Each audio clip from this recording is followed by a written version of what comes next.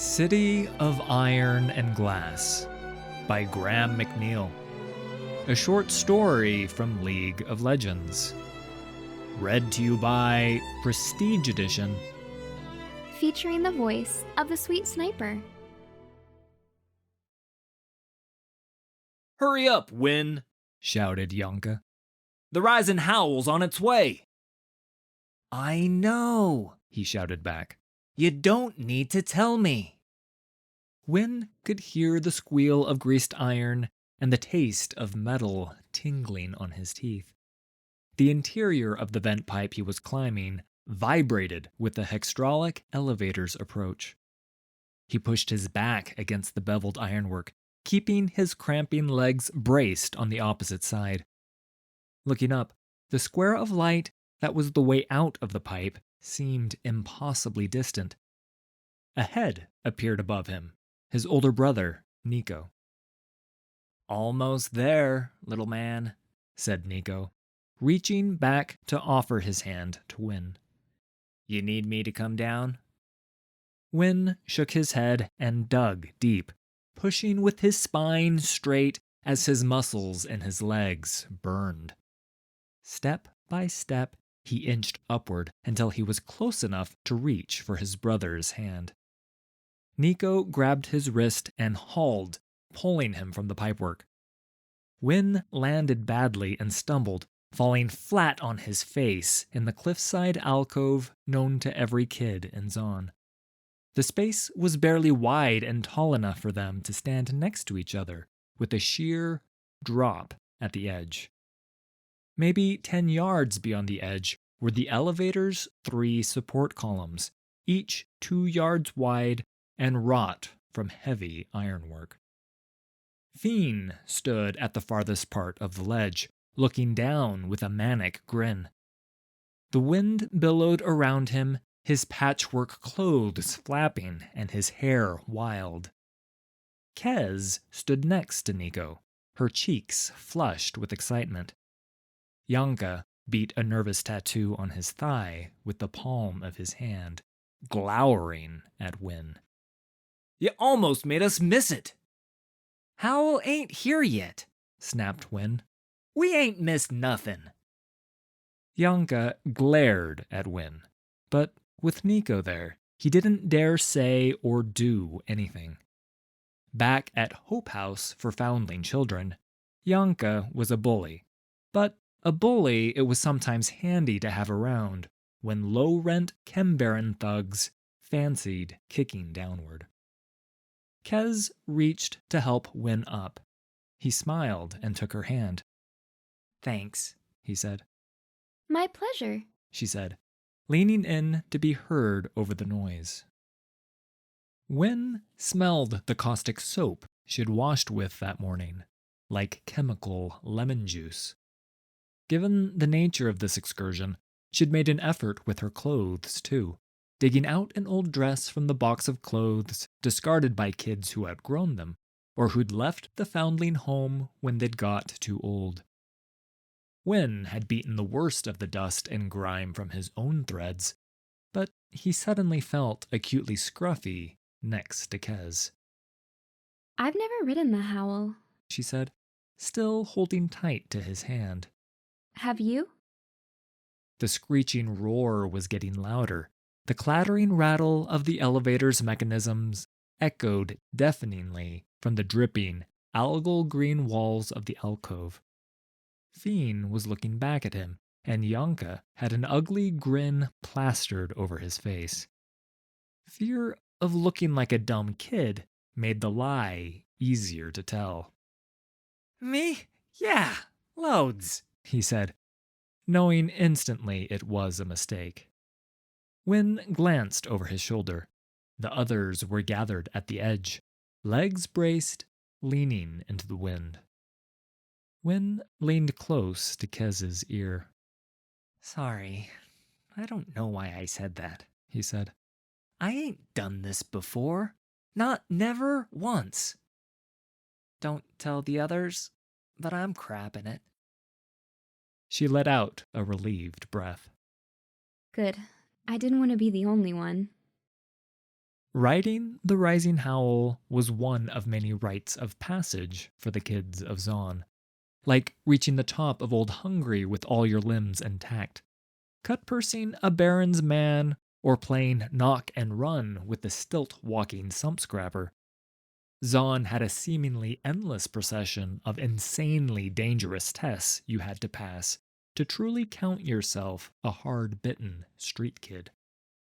But gathering his courage to leap from the rocky ledge, this test seemed to Win to be the craziest. The scream of the approaching elevator was getting louder, filling the alcove with the shriek of metal on metal and the boom of ratcheting gears.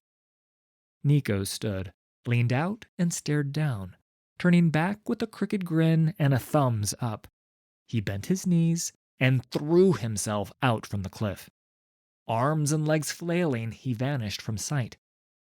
Not wanting to be shown up, Janka went next, hurling himself from the ledge with a wild, whooping yell. Fiend followed his friend, laughing like a maniac. "Ready?" yelled Win, his words drowned out by the rising howl. Kez nodded. No way she could hear him, but she got the message. She still hadn't let go of his hand. He grinned, and they ran toward the cliff edge. Win's heart was in his mouth, beating like a pneuma hammer against his ribs. His step faltered, but it was too late to stop now. He reached the edge of the cliff and leapt into the wind, yelling a defiant roar of fear and bravado. The ground vanished beneath him, only empty air between him and the lower levels of Zon, hundreds of yards below. Sheer, undiluted terror seized Win. It clamped him in a smith's vice and squeezed the air from his lungs. Win saw himself tumbling to the ground, windmilling his arms as if he might suddenly learn to fly like the cliff shrikes. He looked down. The ovoid, glass and iron shape of the rising howl was below him, coming up fast.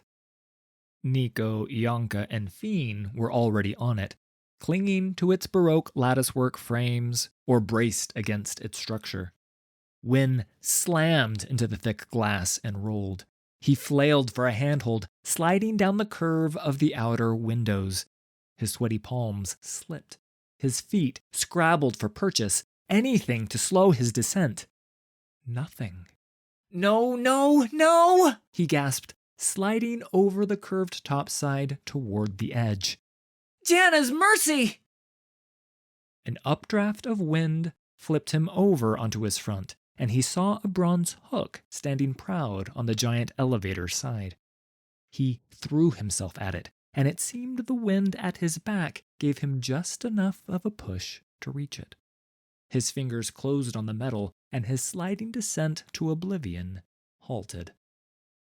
With the threat of a long fall, followed by a hard stop, averted, Win was able to get his feet under him and looked around for Kez.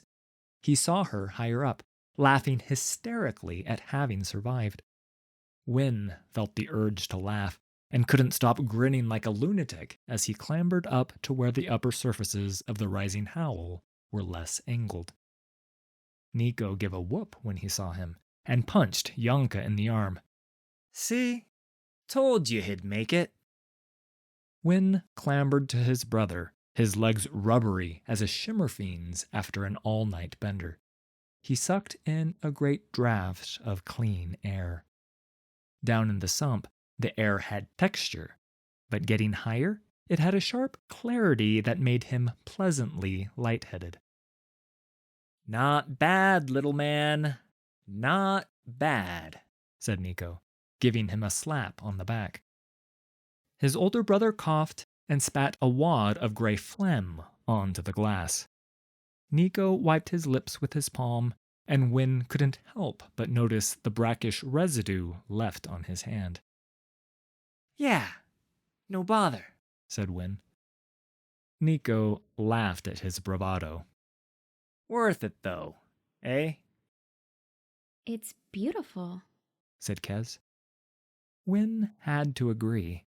Far below, This part of Zon spread over the rocky floor of the canyon in a glittering, bottle-green swath of light and color. Vapor rainbows arced over the factory wood, and spiraling plumes of shimmering smoke danced over the chemforges.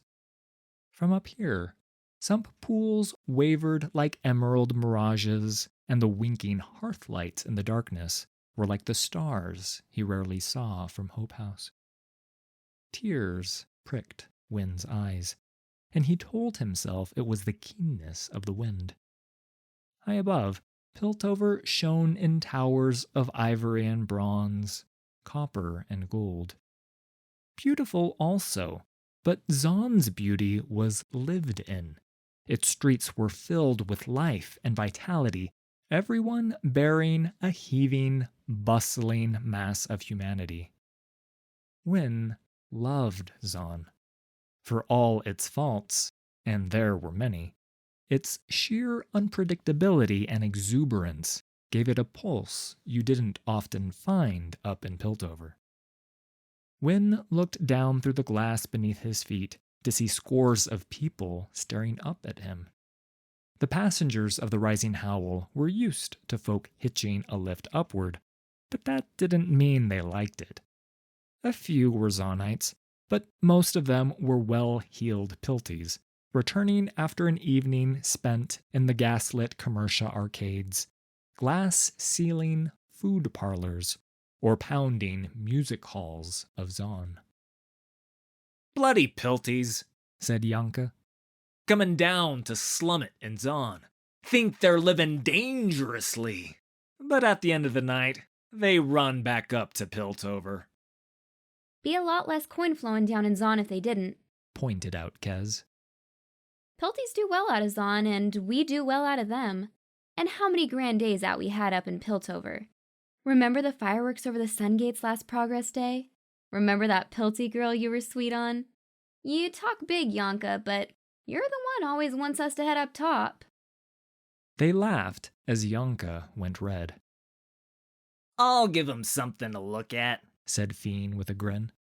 The scrawny lad shucked the braces from his shoulders, dropped his trousers, and planted his ass on the glass ceiling.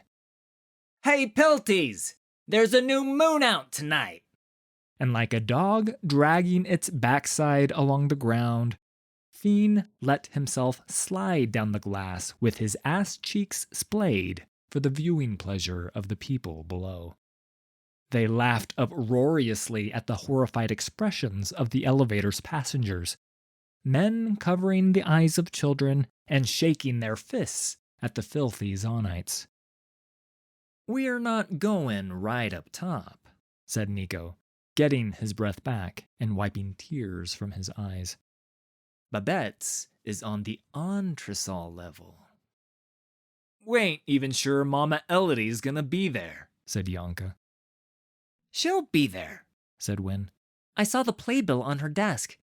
Painted picture of her singing on stage, sure as gray follows day. But we gotta hurry. She goes on at 8 bells, and it's already gone 6. Mama Elodie was the mistress of Hope House, a foundling home dedicated to the welfare of the many orphans created in the wake of the disaster that tore Zon apart. Initially funded by the families who would go on to become Piltover's clans, more than 200 orphans had been cared for within its walls.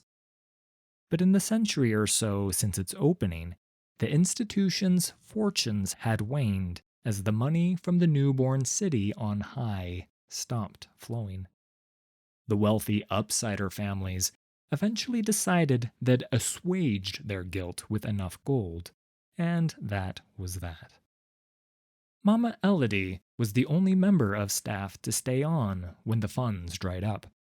A dark-skinned woman who said she was an Ionian princess. Wyn suspected that might just be a story to charm donations out of the Chem Barons, but he liked it when she told how she'd chosen to see the world instead of living a boring life in a palace. Wynn couldn't imagine turning your back on wealth like that. But he'd never met anyone else from Ionia, even when he'd run errands for seafarers down at the docks. Every waif and stray in Hope House had heard Mama Elodie singing as she cooked and cleaned. Her voice was extraordinary, and Wynn had fallen asleep to her lullabies more than once as a babe in arms. Wynn had been delivering a cup of herbal tisane to Mama Elodie when he'd seen the folded playbill for Babette's Theatrical Emporium tucked under a sheaf of dog-eared letters. He'd only had time for a quick look, but swore on a chest of golden gears that it was Mama Elodie, dolled up in her best finery and singing on a foot-lit stage. She'd seen his look and sent him on his way with a cuff round the ear and a sharp rebuke for being nosy. He told the others what he'd seen, and within the hour, they'd formed a plan to sneak out and see her sing. "Look!" yelled Wynn, nudging Nico in the ribs. Nico looked down and nodded, seeing the uniformed conductor shouting into a flexible speaking tube. "He's warning the staff above to watch out for freeloading Zonites," said Nico. "But it don't matter. Remember, we ain't riding it all the way to the platform." "So, where we getting off then?" asked Fiend, clambering to his feet and, mercifully, hauling up his trousers. "There's an old winch mechanism just below the embarkation platform," said Nico, pointing upward.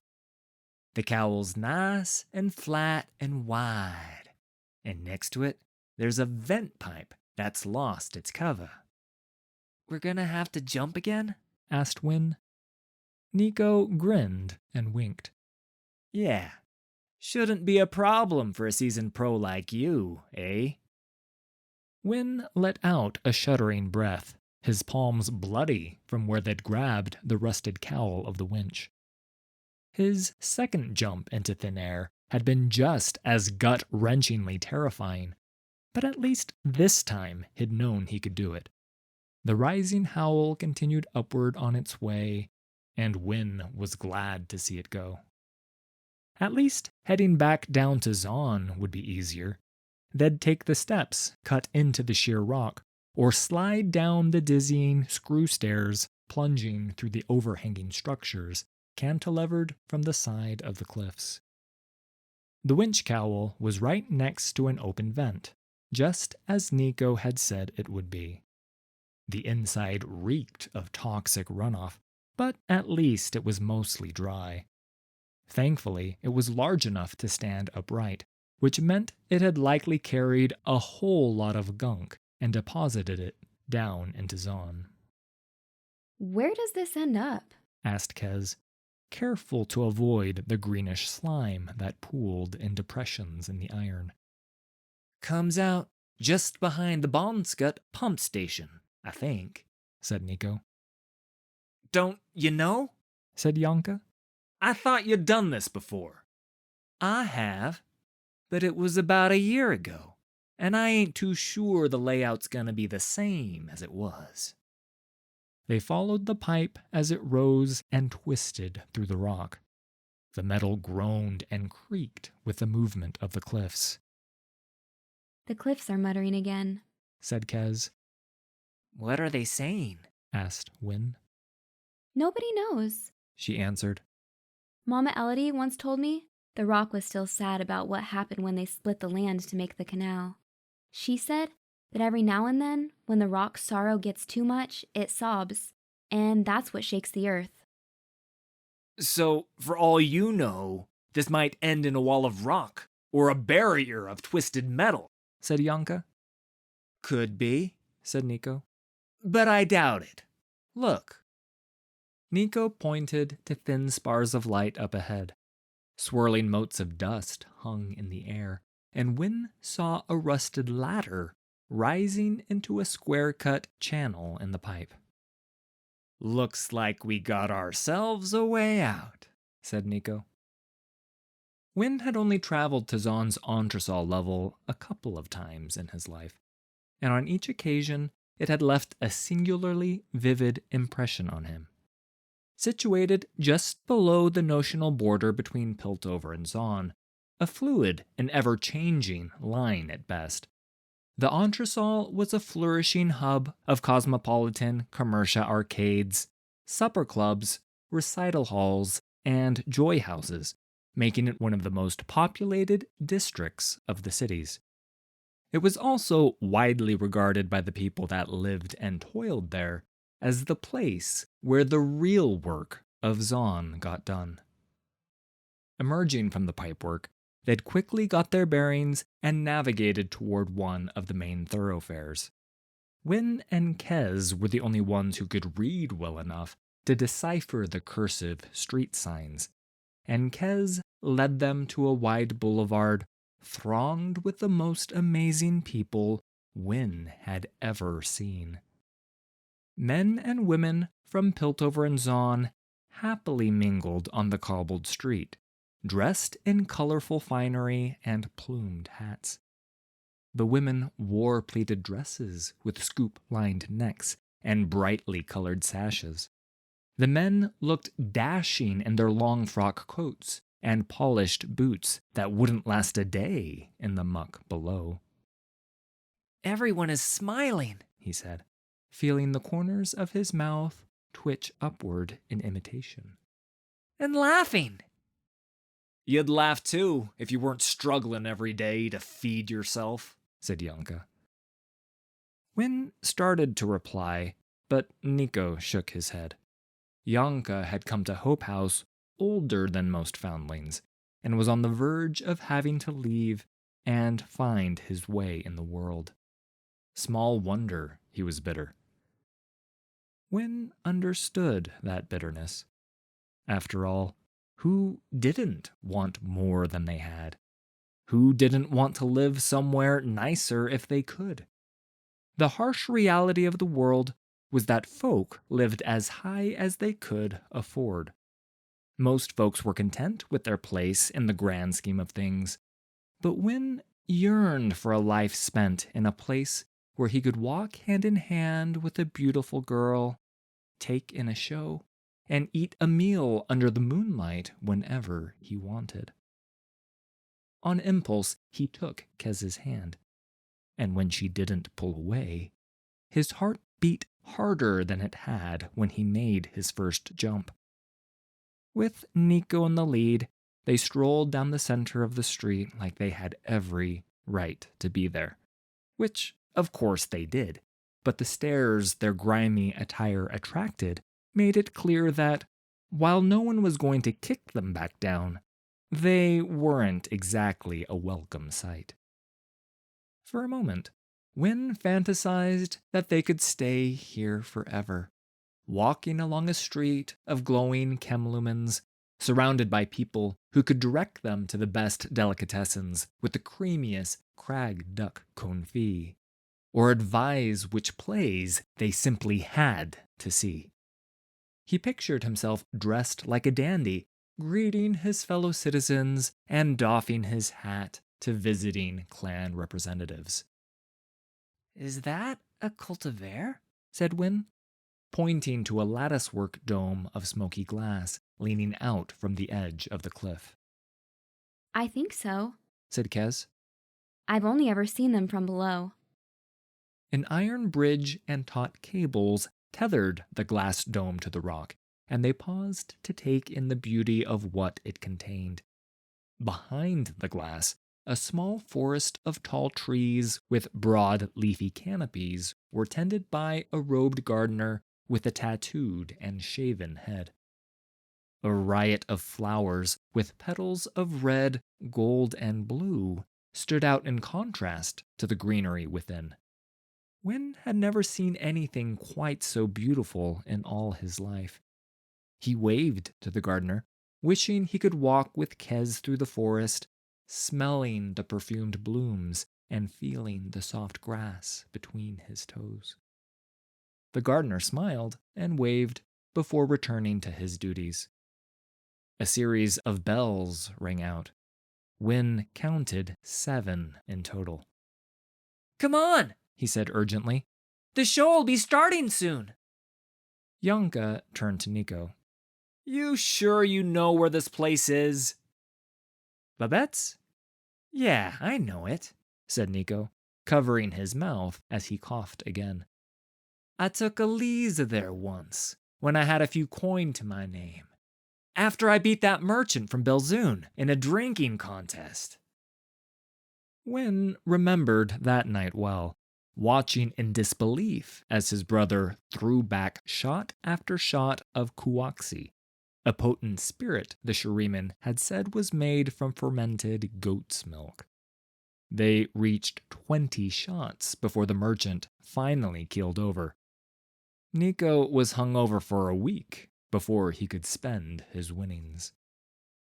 "It's just up here," said Nico, as they entered a cavernous plaza hollowed out from the cliffs.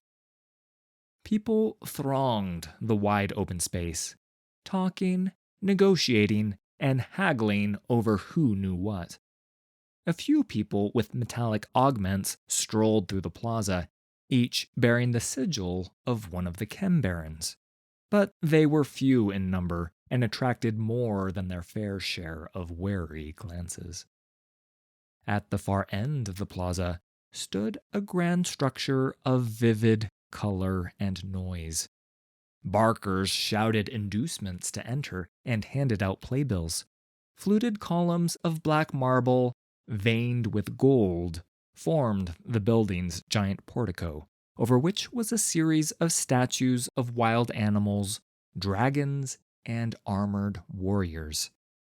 Greenish chem lights illuminated them, and the wavering flames made it look like they were alive.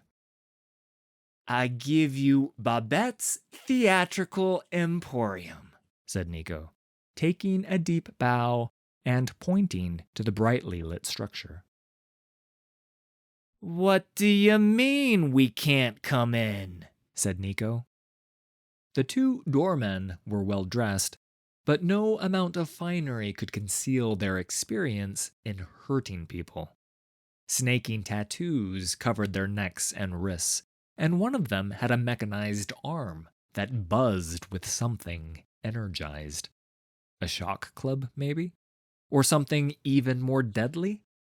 Or perhaps it just wasn't working very well. "We can pay," said Kez. "It ain't the money, girlie," said the first doorman, a man Wynne mentally christened Chembreath. "Then what is it?" she demanded. "You ain't dressed right." "Indeed," chimed in the second doorman, the one with the buzzing mechanical arm.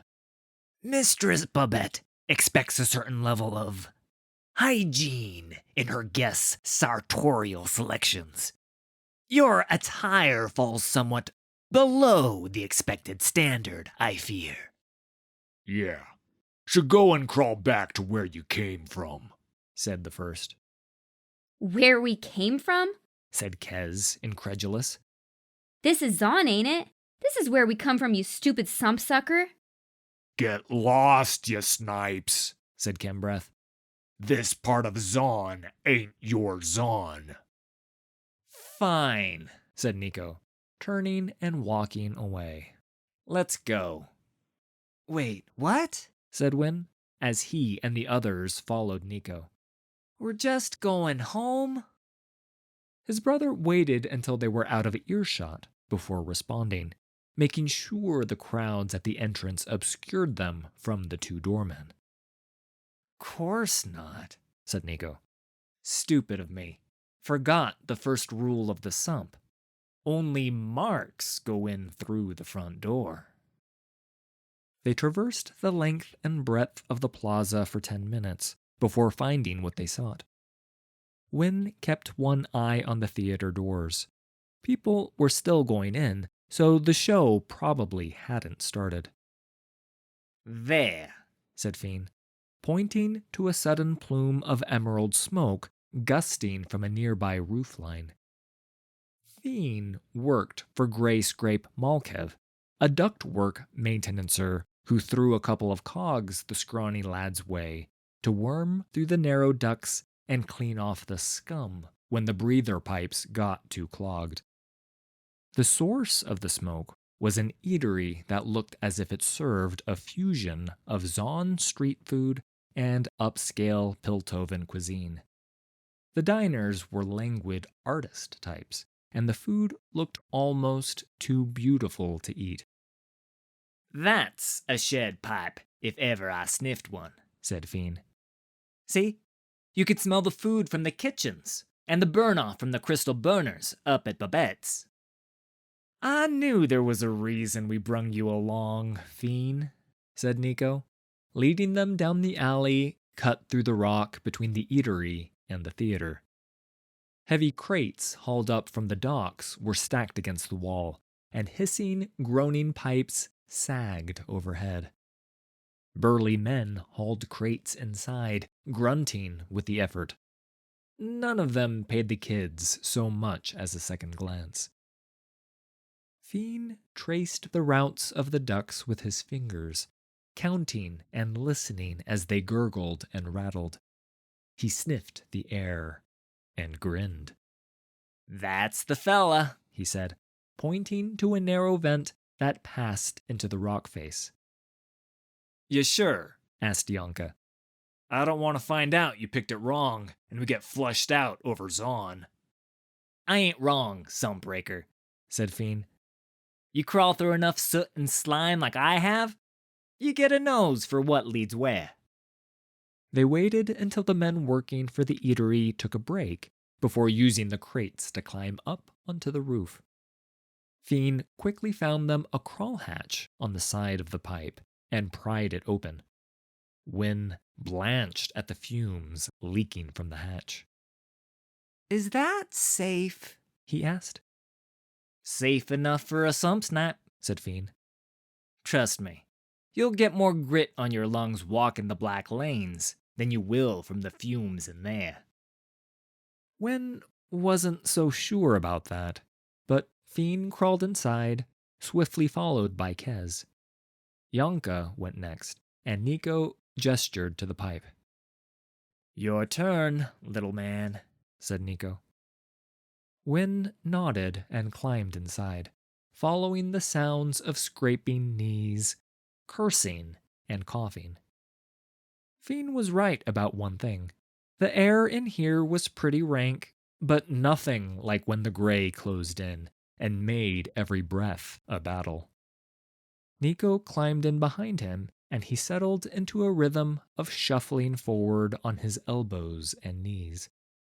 Light filtered in through cracks in the metal where it had split, but that ended the minute the pipe plunged into the cliffs. "How much farther?" called Nico from behind him, the sound resonating weirdly in the pipes. He received no answer, only echoes. Wynn tried not to think of all the reasons why there was only silence. Had the pipe emptied them out over the cliffs, as Janka had feared? Had the others hit a pocket of gas that had knocked them out or suffocated them? Or maybe the rock hereabouts was sad too, and had chosen to crush the tiny figures crawling through it.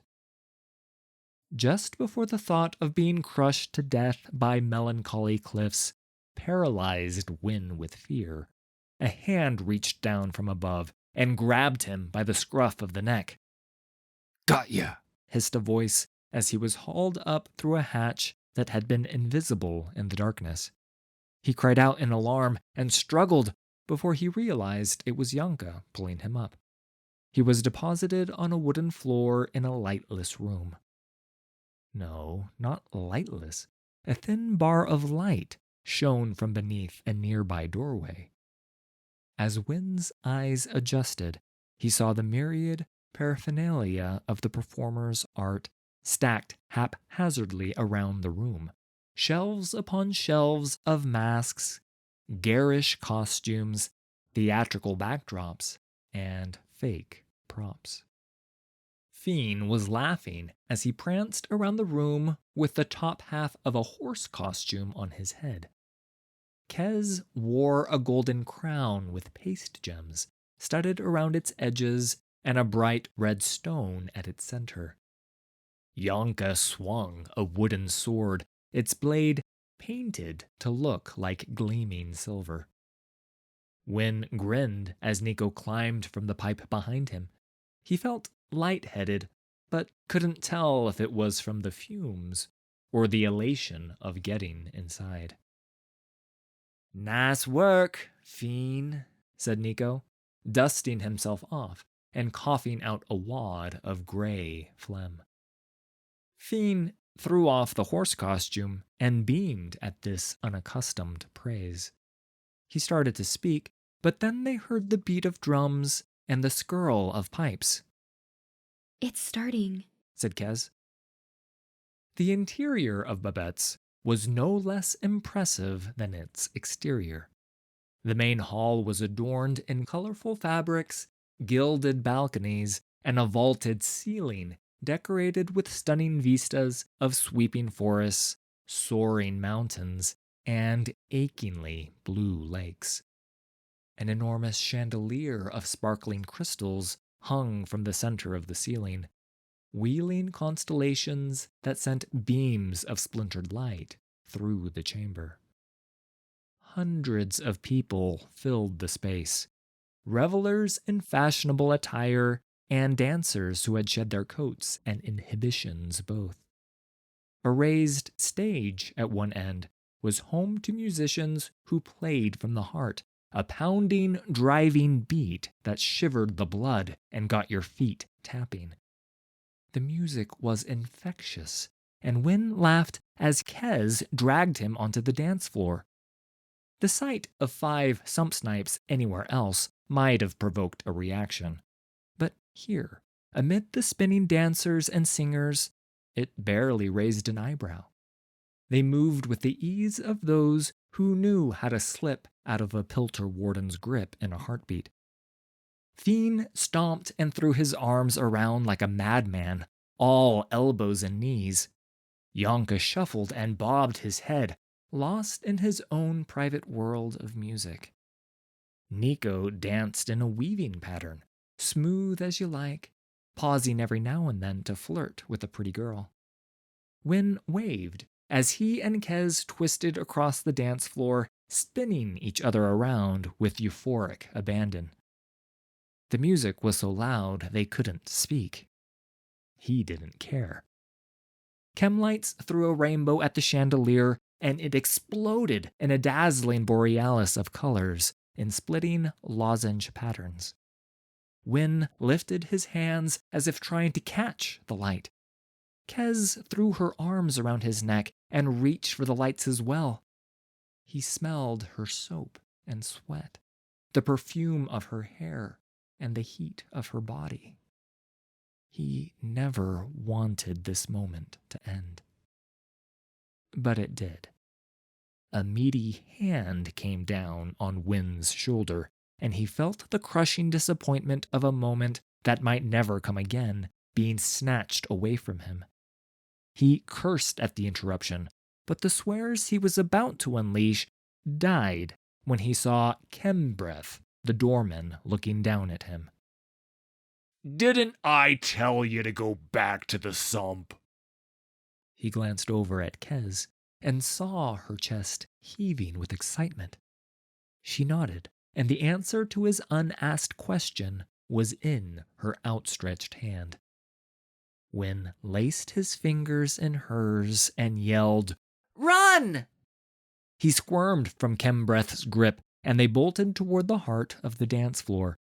Kez gave a wild yell, and they wove through the dancers as if they were playing hook dodge in the sump.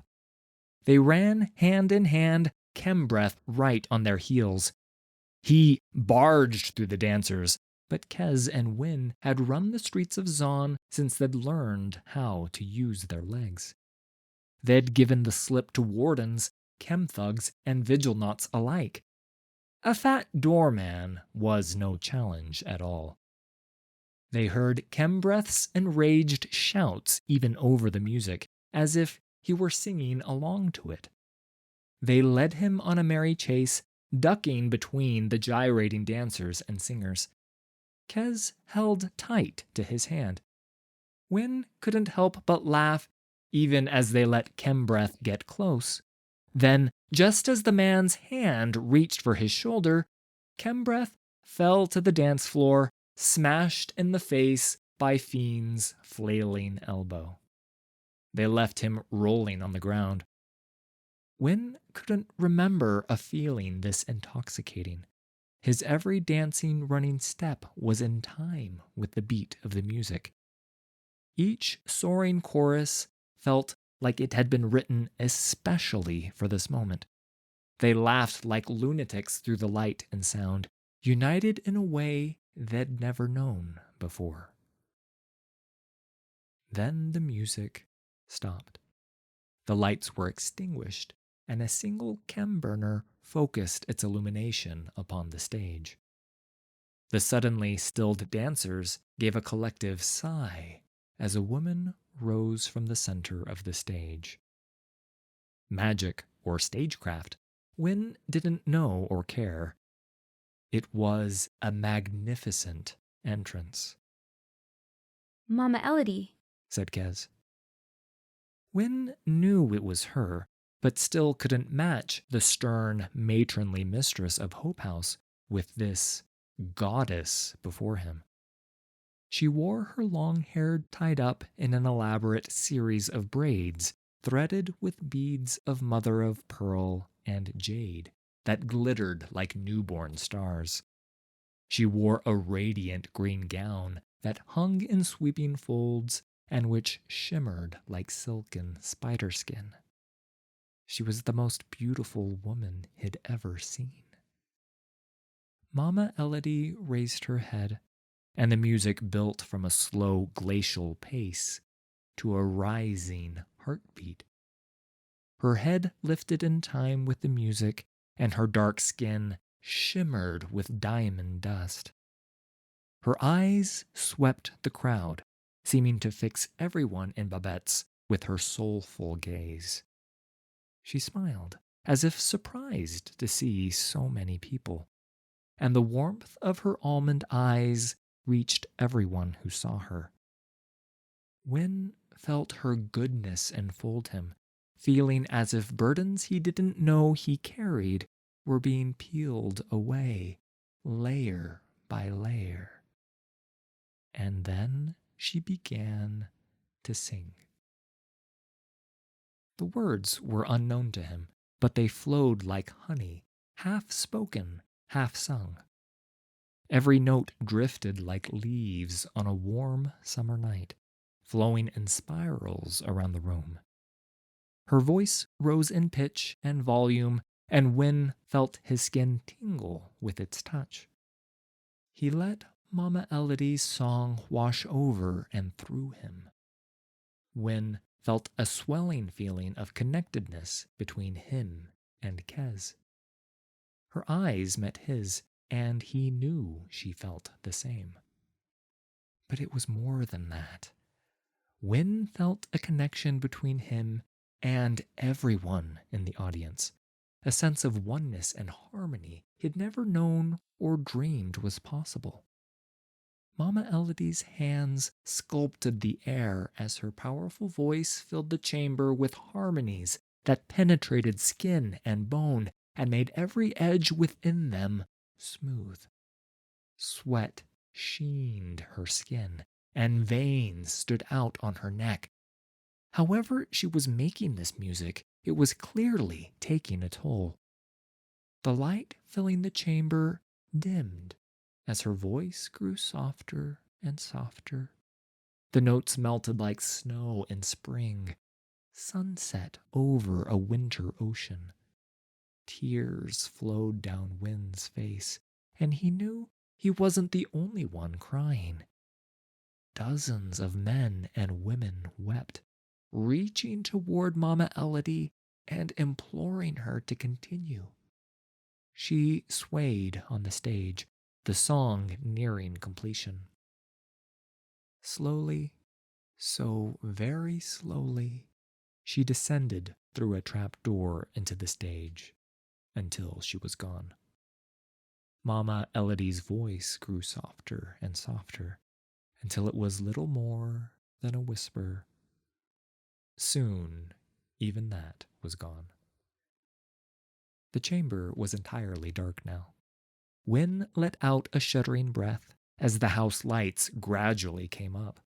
He blinked as his eyes adjusted, seeing how low the chem lights had burned. How long had Mama Elodie's song lasted? Hours? Minutes? He had no way of knowing for sure. Wynne felt exhausted but renewed at the same time. His thoughts were lighter, his lungs feeling clearer than they had in months. He turned to Kez and saw she too felt the same sense of rejuvenation. The audience members were smiling, friends and strangers alike embracing in the shared magic of what they had just experienced. Nico, Fiend, and Janka came over, and every one of them had experienced some profound revelation. What that was, Wynne couldn't know, but that every one of them felt changed was clear. Did you? Said Wynne. Yeah, said Nico. They hugged. 5 orphans from Zon sharing a brief moment of belonging they would never know again. By the time they broke apart, it was to see the 2 doormen, Chembreath and Buzzarm, standing with their hands balled into fists. Chembreath's nose was askew on his face. An improvement, thought Wynne.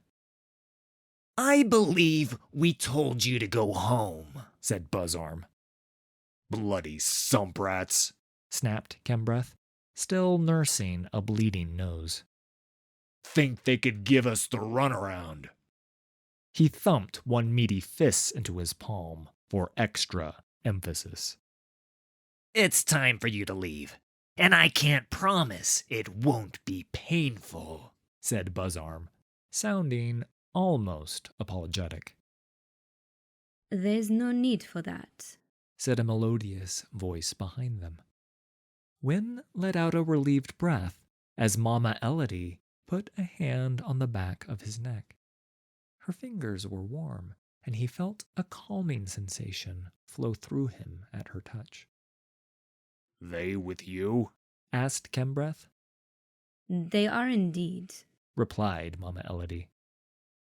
The 2 doormen looked as if they wanted to take this further, but came to the conclusion that arguing with the headline act in front of her bewitched audience probably wasn't a good idea.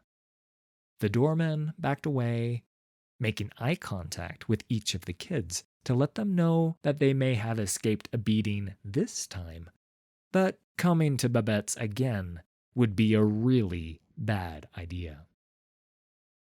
Wynne turned to face Mama Elodie, but whatever magic she had woven on stage was now entirely absent. The Ionian princess was gone, and the Zonite housemistress was back. She glared at them with hard, flinty eyes. I should have let them give you a good beating to teach you all a lesson, she said, ushering them toward the front door of the theater. The others nodded in mute acceptance of her anger, but only Wynne caught the glint of amusement in her eye. Even so, Wynne could see a great deal of menial labor in all their futures. You are amazing, said Kez, as Mama Elodie marched them from the theater and turned toward Drop Street. The late-running descender to Zon had a station there, so at least they'd be spared more jumping onto elevators or a lot of stairs. Nico, Fiend, and Janka waved and ran off, old enough to head home on their own without needing to ask permission. Wynne didn't mind. He was with Kez and Mama Elodie, so he'd enjoy this moonlit descent to Hope House. Where did you learn to sing like that? Asked Kez. My mother taught me when I was a girl. said Mama Elodie. She was of an old Ionian line, though her voice was far superior to mine. It was a beautiful song, said Win, All the Vestaya songs are beautiful, said Mama Elodie. but they are also sad. Why are they sad? asked Win, True beauty is only beautiful because it is finite. said Mama Elodie. That is why some of their songs are too sad to sing now. Win didn't really understand. How could a song be too sad to sing? He wanted to ask more, but the farther they walked from Babette's, the less important it seemed. He looked up. Chemlights and reflected stars shimmered on the city of iron and glass as they navigated the cliffside streets toward home. Win saw a sliver of moonlight peeking out from behind the clouds, and he took a deep breath of clean air, knowing it might be his last for a while. You know you're all scrubbing floors and pots for the rest of the week, yes? Said Mama Elodie. Win nodded, but didn't mind. He was still holding Kez's hand. A week of scrubbing seemed like a small price to pay. Sure, he said. Sounds good.